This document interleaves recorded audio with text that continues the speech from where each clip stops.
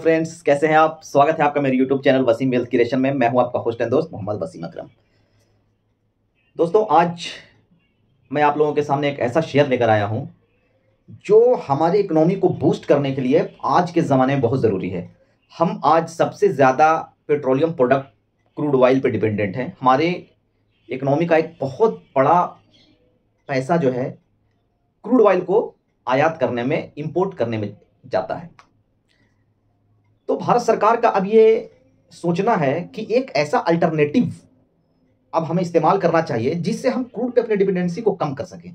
इतनी आत्मनिर्भरता हमारी क्रूड पे अच्छी नहीं है, हमारी इकोनॉमी के लिए हमारी इकोनॉमी की सेहत के लिए अच्छा नहीं है। इसलिए भारत सरकार ने इथेनॉल बेस्ड इकोनॉमी की ओर और ग्रीन फ्यूल एनर्जी की ओर अब बहुत ज़्यादा सोचना शुरू कर दिया है। भारत सरकार का मानना है कि अगर हम ग्रीन एनर्जी की ओर अगर जाते हैं, एथेनॉल की ओर अगर जाते हैं, तो इससे हमारे इकोनॉमी को तो बूस्ट मिलेगा ही, इकोनॉमी को तो बेनिफिट मिलेगा ही, हमारा देश तो तेजी से ग्रो करेगा ही, साथ ही साथ ये इन्वायरमेंटल फ्रेंडली फ्यूल है जिससे हमारा पॉल्यूशन भी बहुत हद तक कंट्रोल में रहेगा। तो दोस्तों, आज मैं आप लोगों के सामने ये शेयर लेकर आया हूं जो इसी सेक्टर से जुड़ा हुआ है और उसका नाम है प्राज इंडस्ट्रीज। प्राज इंडस्ट्रीज, जी हाँ, इसको शुगर का इंजीनियर भी कहा जाता है। प्राज इंडस्ट्रीज शेयर अभी एक ऐसी जगह पे इसका रेट आया हुआ है जो काफ़ी अट्रैक्ट कर रहा है लोगों को और इन्वेस्टर्स को, और मेरे हिसाब से अब इसमें इन्वेस्टमेंट का एक सही समय आ गया है।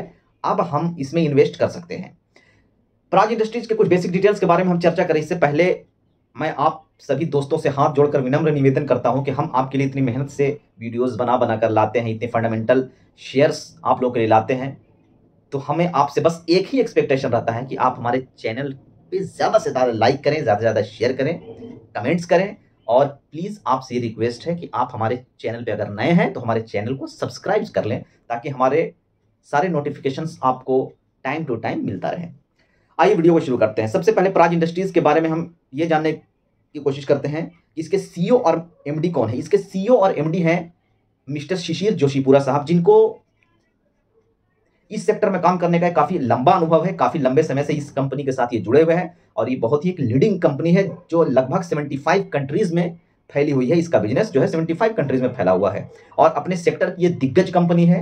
ये इथेनॉल प्रोडक्शन में भी काफ़ी आगे है, ग्रीन एनर्जी के सेक्टर में भी काफ़ी अच्छा काम कर रही है, और ये बायोफ्यूल एनर्जी में भी काम करती है, बायोगैस, बायोलॉजिकल एनर्जी, इसके अलावा क्रिटिकल प्यूरिटी या वाटर प्यूरिफायर के कई चीज़ों में डाइवर्सिफाई बिजनेस है इसका, और काफ़ी अच्छा ग्रोथ प्रोस्पेक्टिव इसमें दिख रहा है। पिछले अगर हम बीते कुछ वर्षों की अगर हम बात करें तो इसका रेवेन्यू लगातार ग्रो कर रहा है, इसके प्रॉफिट्स भी लगातार बढ़ रहे हैं, और इसका बिजनेस पूरी तरह से डाइवर्सिफाई हो चुका है। और अब ग्रीन एनर्जी पे जो भारत सरकार का इतना फोकस है, उस लिहाज से भी अगर देखा जाए तो काफ़ी अच्छा शेयर है, जो हमारे जैसे जो निवेशक हैं, जो इसमें जो इन्वेस्टमेंट के बारे में सोच रहे हैं या जिन्होंने इन्वेस्टमेंट कर रखा है या साल 2 साल का जिनका एक्सपीरियंस है अभी इन्वेस्टमेंट शेयर मार्केट का, उनके लिए मेरा सुझाव ये रहेगा कि आप इसको अपने पोर्टफोलियो में ज़रूर शामिल करें। अगर हम इसके एथेनॉल की अगर बात करें तो एथेनॉल का प्रोडक्शन लगातार बढ़ रहा है। नितिन गडकरी जी का आप अगर बयान सुने, जो कि सड़क और परिवहन मंत्रालय मिनिस्टर हैं, उन्होंने लगातार इस चीज़ पे बहुत ज़्यादा फोकस किया। हर भारत सरकार का बहुत ही ज़्यादा फोकस है कि एथेनॉल को अब पेट्रोल के साथ ब्लेंड किया जाए। सरकार का ये सोचना है कि कम से कम 20% जो एथेनॉल है उसको हम पेट्रोल के में मिला करके एक ब्लेंडेड फ्यूल की तरह हम उसको यूज़ करें, जिसमें 80% 70% जो है पेट्रोल हो और उसमें 20% इथेनॉल हो। 20% इथेनॉल मिलाने से आजकल फ्लेक्सी इंजन के बारे में भी चर्चा हो रही है। फ्लेक्सी इंजन भी सभी गाड़ियां बनाने लगी है। हम आज के ज़माने में ईवी की ओर भी बढ़ रहे हैं। तो अब आने वाला जो समय होगा इलेक्ट्रिक व्हीकल्स का होगा, और ब्लेंडेड पेट्रोल से जो फ्लेक्सी इंजन टाइप की जो गाड़ियां होंगी उस तरह का रहेगा।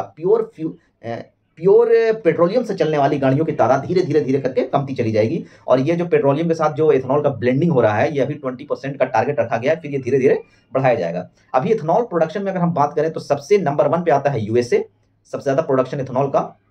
सेकंड नंबर पे आता है ब्राज़ील, थर्ड नंबर पे यूरोपियन कंट्रीज़ हैं, यूरोप, फोर्थ नंबर पे चाइना, और हम हैं 5th पोजीशन पे।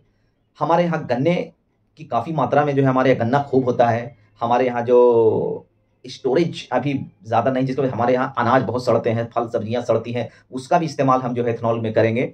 तो ये वेस्टेज जितने हैं उसके उपयोग करके हम इथेनॉल की प्रोडक्शन को बढ़ाएंगे, और इसमें कई शुगर कंपनियां सामने आ रही हैं, और इसमें सबसे बेस्ट जो कंपनी है इस सेक्टर में वो है प्राज इंडस्ट्रीज। दोस्तों ये फ्यूचर है, Praj is the future. Praj को आप इस सेक्टर को और इस शेयर को अगर आप पोर्टफोलियो में शामिल करेंगे तो डेफिनेटली एक बहुत अच्छा आप वेल्थ क्रिएट कर पाएंगे, क्योंकि इस तरह का फ्यूचर अब दिख रहा है।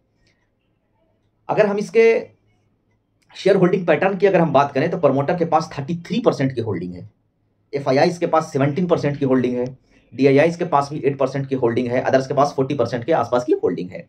कुल मिला के अगर देखा जाए तो डीआईआईज, प्रमोटर और एफआईआईज को मिलाकर एक अच्छा खासा होल्डिंग है, और ये अभी ग्रोइंग स्मॉल कैप की कंपनी है।